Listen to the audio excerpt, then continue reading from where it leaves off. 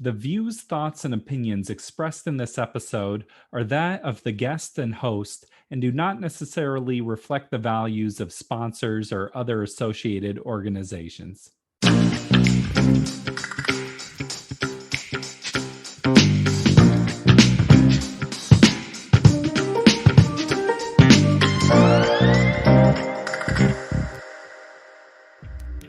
Welcome to the Parental Compass, presented by Family Education and Support Services.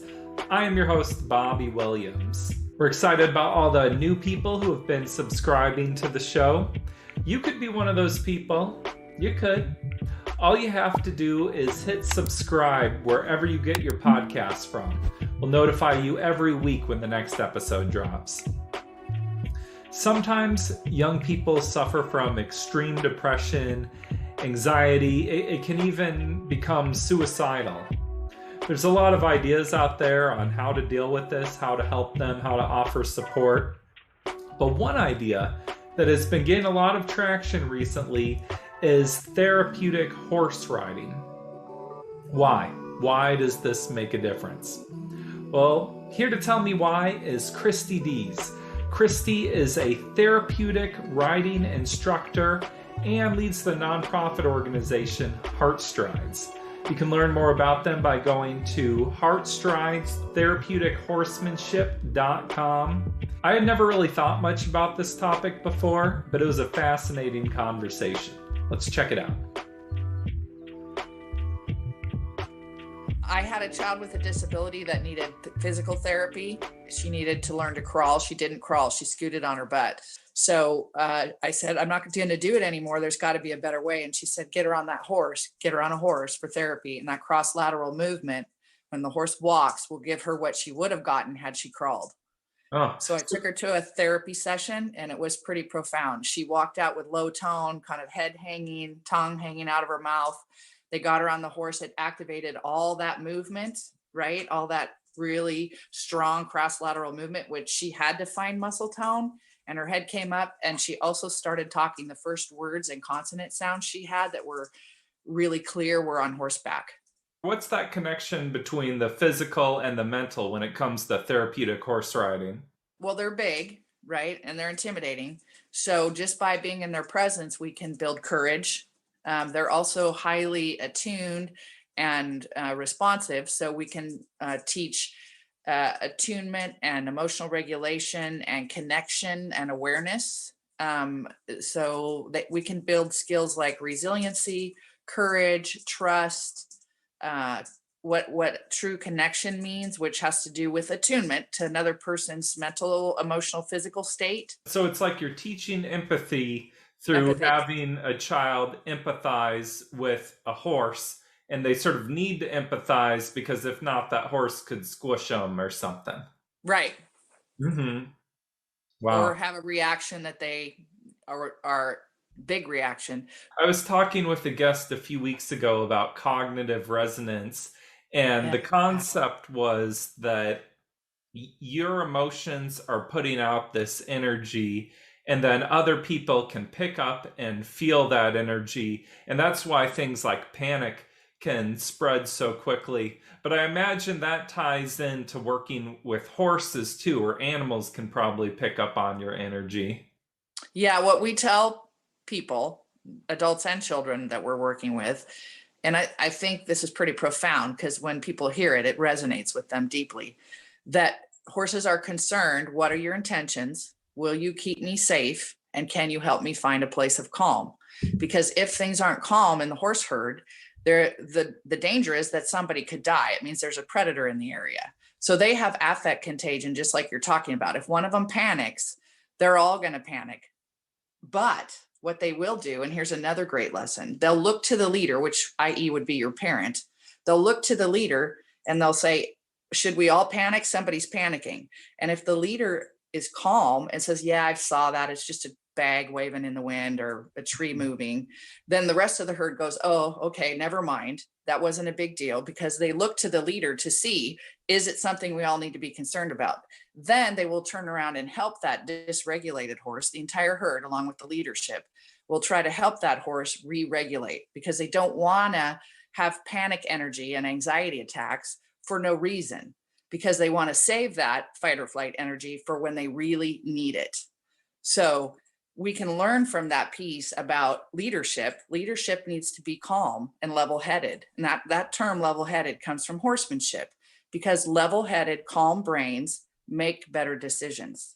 Well, talking about being level-headed, I think one of the hardest things in life is just to regulate your emotions and to think of, like, have your perspective be, okay, I am not my emotions. My emotions are signals that are trying to tell me something, but I can take a step back and realize, like, this is not all consuming. This is not who I am.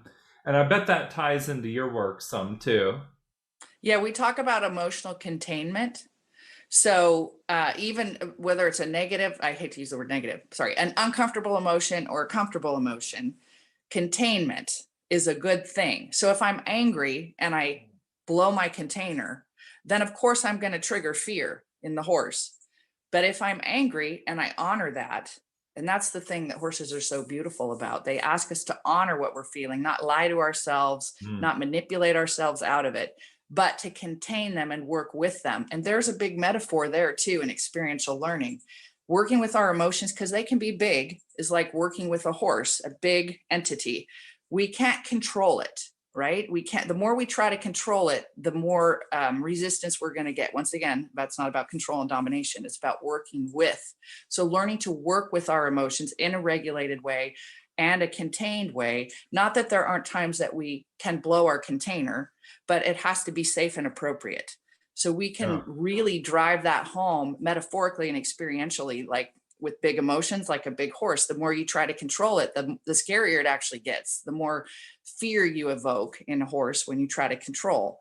So giving ourselves space and room, containment, honoring those emotions. And then we also teach, both in parenting and with our youth, that our emotions are messages, they're guides, they're there to help our lives. That's why we have to honor them and work with them and understand the messages behind them. And that allows us to live ethically by our value system, Yeah. not use our emotions as excuses to abuse others or act inappropriately. I think often the hardest person to be honest with can be yourself too.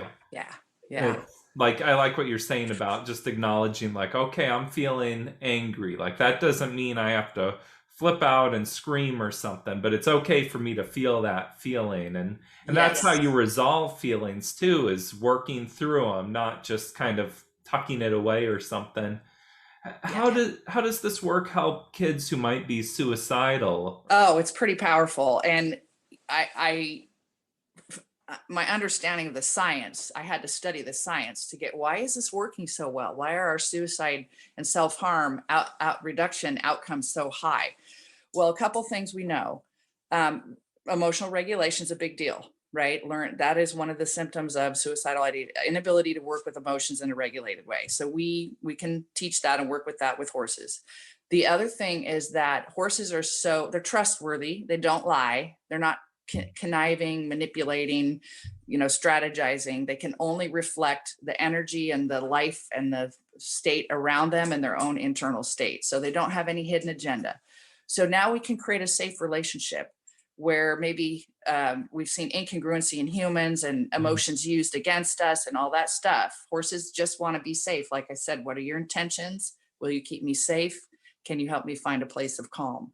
So when we get to that state where we're actually owning our own biology, our reactive state versus our being able to calm and ground, we can form it's self-attunement to our own self, our own emotional state. When we get there, then the horse feels really safe with us and wants to bond. Those bonds are really important to them. They're social bonds, just like humans. We need healthy relationships, healthy bonds, especially if we've had unhealthy ones. If we've been damaged in relationship, we need to heal in safe relationships. So horses can create this authenticity, this honesty, this safe space with no agenda. And as soon as we start to feel a bond, we release oxytocin and serotonin, and so do they. And so we create this mutual cocktail of feel-good chemicals that maybe we've lost the ability to do, especially if there's substance abuse involved. Some of us, like me, and some of the youth have tried to use substances to get the feel good. Well, now we're teaching you how to do that with your own biology and your own neurochemical pathways to once again attune to your authentic self, your authentic state of being. And then the horse feels that. And then these strong bonding experiences release all those wonderful natural hormones that we would feel if we could have safe places and attuned relationships. Yeah. Does that make sense? No, that makes total sense. And it's Okay. like depression is often just feeling like you're really alone and you're not being heard, or you're not connecting with people, or you don't have community. And, we talk a lot about how protective factors are like having adults that just care about you unconditionally, and how that can make such a difference, even if it's someone in the community or a coach or something like that. So that seems like it makes total sense. You're sort of learning how to connect in a safe way with an animal, and that's upfront about who they are and what they want. That's awesome. Yeah, authentically. And I think I told you a story about that, and I can reiterate. So we had a youth that was in a gang, and he was trying to walk up to one of our horses, and he was all postured up like a tough guy. And the horse's head was in the air, and he was concerned, and he was, snorting and unable to calm down because the energy was so, I don't know what the word would be, aggressive, kind of predatory, postured. And all the other youth had connected with their horses, and this kid was standing back, struggling. Oh, I'm all right. It's fine. And I finally said, really, what's wrong? Why are you having trouble going up to that horse? And he's released, softened, and said, I'm actually really, really scared. So as soon as he did that and owned his authentic feeling, instead of faking his way through something, that horse dropped his head, licked and chewed, because the horse felt the release of the kid releasing and being honest with himself, right? And that creates release in our own bodies, because when we deny emotion, they get stored in tension in our bodies. So as soon as he told the truth about being afraid, he was able to approach that horse, and he formed a lasting bond. And he told us at the end of that year that relationship had kept him from committing suicide. So a lot of his own behaviors had isolated him, and his disconnection from his being able to own his true emotions and work with them in a healthy way. So that was pretty powerful for me. That was the first time I realized, wow, this kid just got rewarded for saying he's afraid, and he probably lives in an environment where he can't admit fear. I think the other piece of this is connecting with nature. We live in a world that's very disconnected from nature. We're in our phones, we're in our tablets. So my question is, why is it important to connect with nature? Like, why not just stay on the phone? Technology in our heads, thinking about everything, is a left brain activity. When we step out into nature and connect to our senses, which horses ask us to do, to literally come to our senses, right? And that grounds us in our own body. We need presence in our own bodies. Movement, where is our body in space? Am I moving? We need movement. We need presence. We need attunement to our own selves. The other thing that we know is being in nature is a right brain activity. It fosters creativity, problem solving in ways that the left brain doesn't. So being in nature and being in nature-based activities lights up the right side of the brain. And then if we add movement, and that creates right-left hemisphere connections.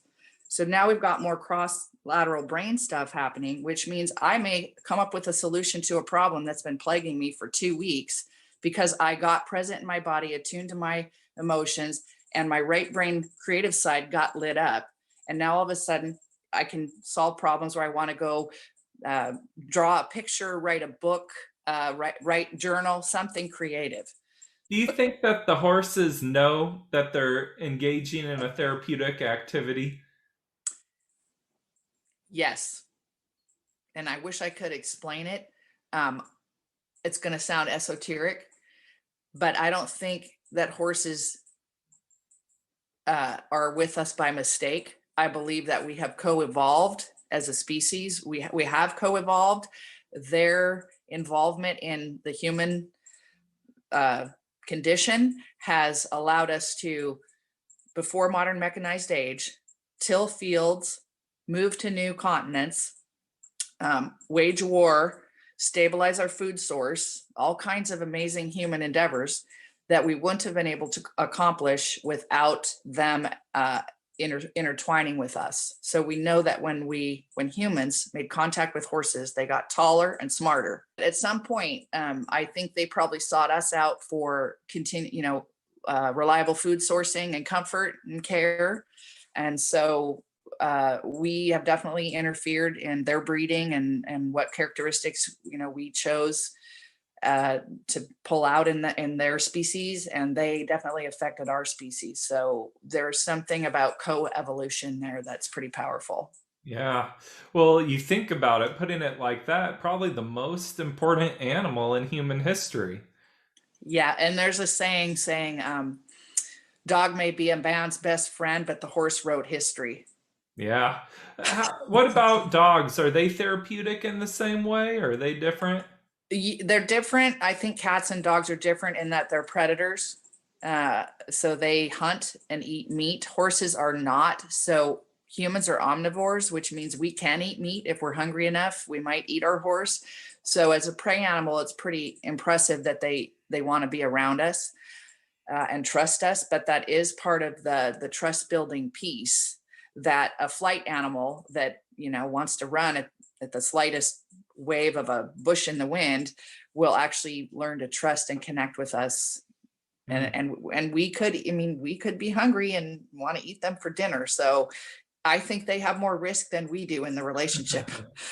Yeah, totally. Horses do seem to just get skittish at like the smallest thing. And you think like you look at a horse's leg and it's like, dang, they are ripped.